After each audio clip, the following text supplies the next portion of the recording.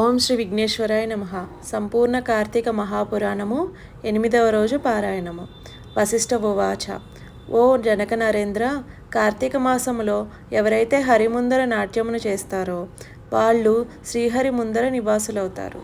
కార్తీక ద్వాదశి నాడు హరికి దీపమాలార్పణ చేసేవాళ్ళు వైకుంఠంలో సుఖిస్తారు. కార్తీక మాస శుక్లపక్ష సాయంకాలాలందు విష్ణువుని అర్పించేవాళ్ళు స్వర్గనాయకులవుతారు. ఈ నెల రోజులు నియమముగా విష్ణువాలయానికి వెళ్ళి దైవదర్శనము చేసుకునే వాళ్ళు సాలోక్య మోక్షాన్ని అందుకుంటారు.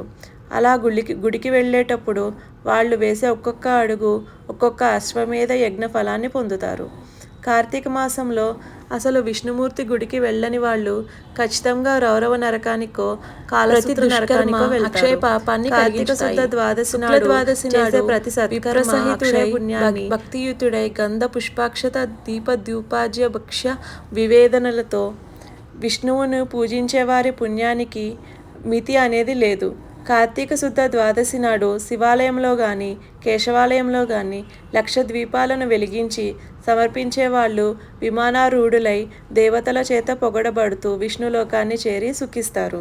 కార్తీకము నెల్లాళ్ళు దీపము పెట్టలేని వాళ్ళు ద్వాదశి, చతుర్దశి, పూర్ణిమ ఈ 3 రోజులైన దీపమును పెట్టాలి. ఆవు నుండి పాలు పితికేందుకు పట్టేటంత సమయమైనా దైవ సన్నిధిలో దీపము వెలిగించిన వాళ్ళు పుణ్యాత్ములే అవుతారు. ఇతరులు పెట్టిన దీపాన్ని ప్రకాశింపజేసిన వాళ్ళు పాపాలు ఆ దీపాగ్నిలో కాలిపోతాయి. ఇతరులు ఉంచిన దీపం ఆరిపోయినట్లయితే దానిని పునః వెలిగించేవాడు ఘనమైన పాపాల నుంచి తరిచిపోతాడు. ఇందుకు ఉదాహరణగా ఒక కథ చెబుతాను విను. ఎలుక దివ్య పురుషుడగుట. సరస్వతీ నదీ తీరంలో అనాది కాలముగా పూజా పునస్కారాలు లేక శిథిలమైపోయిన విష్ణువాలయము ఒకటి ఉండేది. కార్తీక స్నానార్థమై సరస్వతీ నదికి వచ్చిన ఒక యతి ఆ గుడిని చూచి తన తపోధ్యానాలకు గాను ఆ ఏకాంత ప్రదేశము అనువుగా ఉంటుందని భావించి ఆ గుడిని తుడిచాడు, నీళ్లు చల్లాడు. చేరువ గ్రామానికి వెళ్ళి ప్రతి నూనె 12 ప్రమిదలు తెచ్చి దీపాలను వెలిగించి నారాయణార్పణమస్తు అనుకుని తనలో తాను ధ్యానమును చేసుకోసాగాడు. ఈ యతి ప్రతిరోజు ఇలా చేస్తుండగా కార్తీక శుద్ధ ద్వాదశి నాటి రాత్రి బయట ఎక్కడ ఆహారం దొరకకపోవడం వలన ఆకలితో తన కడుపులోనే ఎలుకలు పరిగెడుతున్న ఒక ఎలుక ఆ గుడిలోనికి వచ్చి ఆహారాన్వేషణలో విష్ణు విగ్రహానికి ప్రదక్షిణముగా తిరిగి మెల్లగా దీపాల దగ్గరకు చేరినది. అప్పటికే ఒక ప్రమిదలో నూనె అయిపోయి ఉండడం వలన ఆరిపోయిన వత్తి మాత్రమే ఉంది.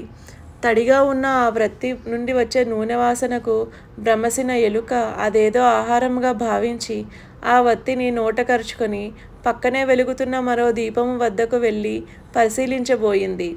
ఆ పరిశీలనలో అప్పటికే నూనెతో బాగా తడిసి ఉన్న ఆ ఆరిపోయిన వత్తి కొన వెలుగుతున్న వత్తి అగ్ని సంపర్కమై ఉండడంలో ఎలుక దానిని వదిలివేసినది. అది ప్రమిదలో పడి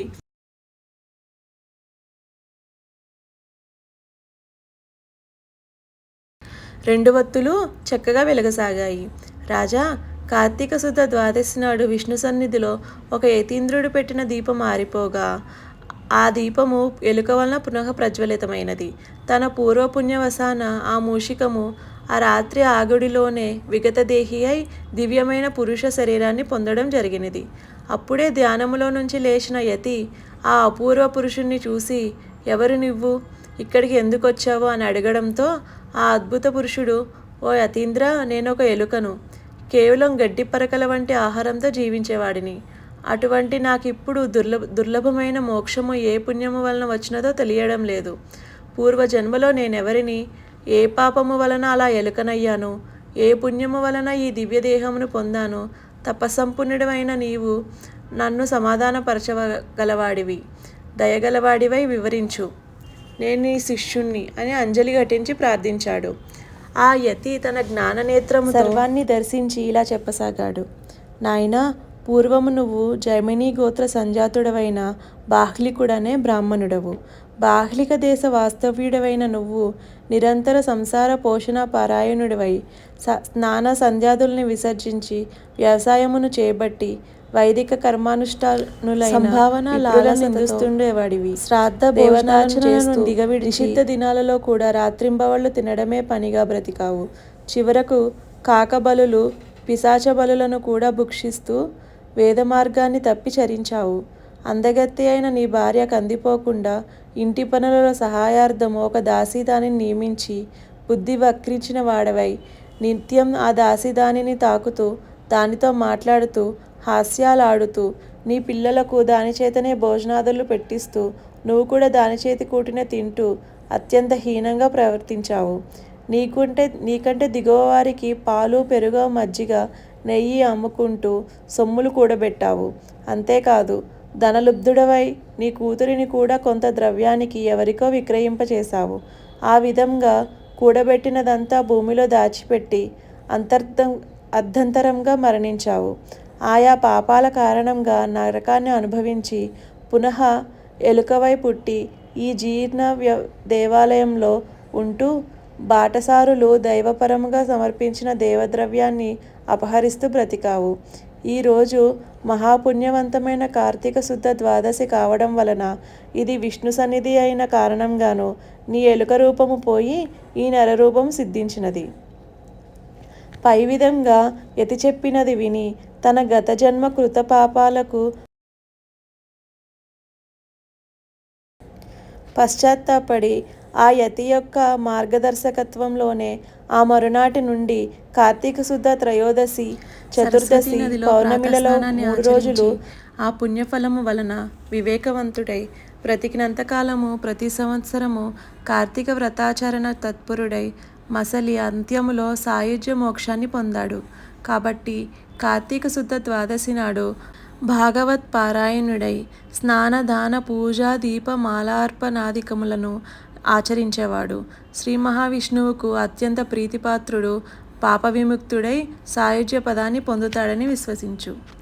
షోడశాధ్యాయము. జనక మహారాజా, దామోదరునకు అత్యంత ప్రీతికరమైన ఈ కార్తీకము నెల రోజులు నియమముగా తారబూల దానమును చేసేవాళ్ళు మరు జన్మలో భూపతులుగా జన్మిస్తారు. ఈ నెలలో పాడ్యమి లగాయతు రోజుకొక దీపము చొప్పున విష్ణు సన్నిధిని వెలిగించేవాళ్ళు వైకుంఠగాములవుతారు. సంతాన వాంఛితుడు కార్తీక పౌర్ణమి నాడు వాంఛ సంకల్ప పూర్వకంగా సూర్యుని ఉద్దేశించి స్నానదానాలను చేయడం వలన సంతానవంతులవుతారు. విష్ణు సన్నిధిని కొబ్బరికాయను దక్షిణ తాంబూలాలతో సహా దానమిచ్చిన వాళ్ళకి వ్యాధులు రావు, దుర్మరణాలు కానీ సంతాన విచ్ఛేదాలు కానీ జరగవు.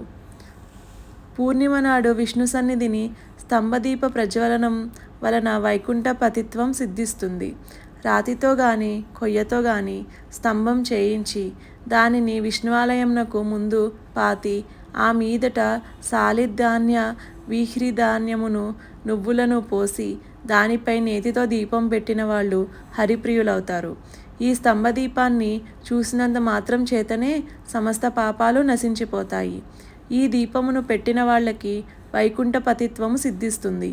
ఇక దీపాన్ని దానం చేయడం వలన కలిగే పుణ్యాన్ని వర్ణించడము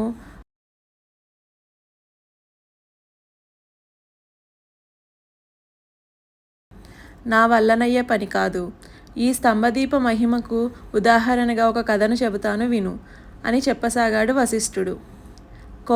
కొయ్యమొద్దుకు కైవల్యము కలుగుట. నానా తరుజాల మండితమైన మంతగముని ఆశ్రమంలో ఒక విష్ణువాలయము ఉండేది. ఎందరెందరో మునులు ఆ ఆలయానికి వచ్చి కార్తీక వ్రతులై ఆ నెల్లాళ్ళు శ్రీహరిని షోడశోపచారాలతోనూ అర్చిస్తూ ఉండేవాళ్ళు. ఒకానొక కార్తీక మాసంలో వ్రతస్థలములోని ఒక ముని కార్తీకములో విష్ణు సన్నిధిని స్తంభదీపమును పెట్టడం వలన వైకుంఠం లభిస్తుందని చెబుతారు. ఈరోజు కార్తీక పూర్ణిమ గనుక మనము కూడా ఈ విష్ణు ఆలయంలో ప్రాంగణంలోని ఒక స్తంభదీపాన్ని వెలిగిద్దాము అని సూచించాడు. అందుకు సమ్మతించిన ఋషులందరూ ఆ గుడి ఎదుటనే కొమ్మలు కనుపులు లేని ఒక స్తూపాకారపు చెట్టు ఒక దానిని చూసి దానిపై స్తంభముగా నియంత్రించి శాలివ్రీహి తిల సమేతముగా దానిపై నేతితో దీపాన్ని వెలిగించి విష్ణు అర్పణ చేసి పునః గుడిలోకి వెళ్ళి పురాణ కాలక్షేపం చేయసాగారు.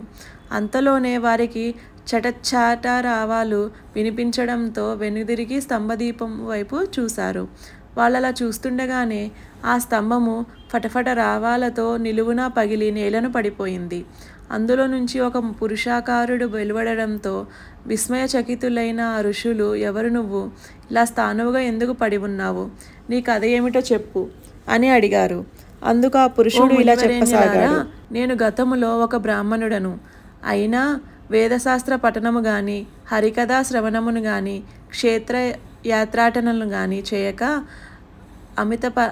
అపరిమితమైన ఐశ్వర్యము వలన బ్రాహ్మణ ధర్మాన్ని వదిలి రాజునై పరిపాలన చేస్తూ దుష్టబుద్ధితో ప్రవర్తించేవాడిని. వేద పండితులు, ఆచార్యవంతులు, పుణ్యాత్ములు, ఉత్తములు అయిన బ్రాహ్మణులను నీచాసనాలపై కూర్చొని నియోగించి నేను ఉన్నతాసనములపై కూర్చునేవాడిని. ఎవరికీ దాన ధర్మాలు చేసేవాన్నే కాదు. తప్పనిసరైనప్పుడు మాత్రం ఇంతిస్తాను అంతిస్తాను అని వాగ్దానం చేసేవాన్నే తప్ప ద్రవ్యాన్ని మాత్రమే ఇచ్చేవాడిని కాను. దేవబ్రాహ్మణ ద్రవ్యాలను స్వంతానికే ఖర్చు చేసుకునేవాడిని. తత్ఫలముగా దేహాంతాన నరకగతుడనై అనంతరము 52,000 మార్లు కుక్కగాను, 10,000 సార్లు కాకిగాను, మరి 10,000 పర్యాయాలు తొండగాను, ఇంకో 10,000 సార్లు విష్టాసినైన పురుగుగాను, 1,000,000 జన్మలు చెట్టుగాను, గత 1,000,000 జన్మలుగా ఇలా మొద్దువలను పరిణమించి కాలమును గడుపుతూ ఉన్నాను. ఇంతటి పాపినైన నాకు ఇప్పుడెందుకు విమోచనము కలిగిందో, ఈ విశేష పురుషాకృతి ఎలా వచ్చినదో సర్వజ్ఞులైన మీరే చెప్పాలి.